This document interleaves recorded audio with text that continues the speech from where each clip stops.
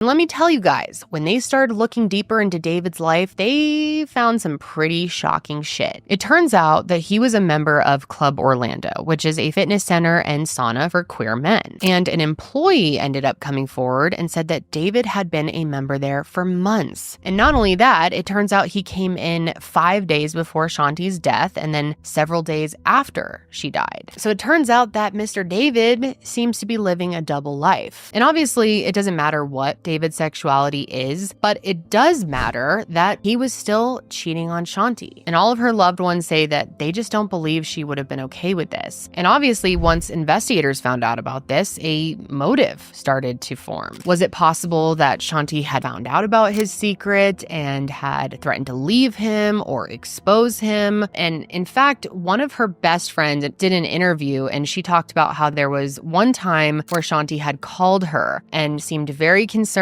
was saying things along the line of, I know too much and I need to get out of this. And then later on, she had called her up again and said, oh, everything's fine. And she felt like David was there when she made that call. So is it possible that she found out that he was living this double life? Or maybe she just threatened to stop paying for the home renovation. Also, she had a $350,000 life insurance policy in her name with David listed as the beneficiary. And with that, plus other assets, he stood to gain about $1 million from her death. And as we know, people have been killed for a lot less. And on top of all of these other potential motives, their relationship, their marriage, certainly wasn't sunshine and rainbows. Not only was the house causing major problems between them, but Shanti's journal entries point to things being a lot worse than just house stress. In some of these journal entries, she wrote things like this: why do you treat the dogs better than me? Is it because they don't question you? And do you love me anymore? People who love each other don't act this way. There was times where she would call her best friend crying, saying things like, he won't let me go. And Jackson said he witnessed some domestic abuse in the house. And Jackson even said that David threatened to hurt him. So that just tells you what a monster this man truly is and what he could be capable of. In the end, though, investigators did determine that only one person could have been responsible for this, and that was David Tronnes. So on August 29th, 2018, David was arrested and was held without bail on charges of first-degree murder.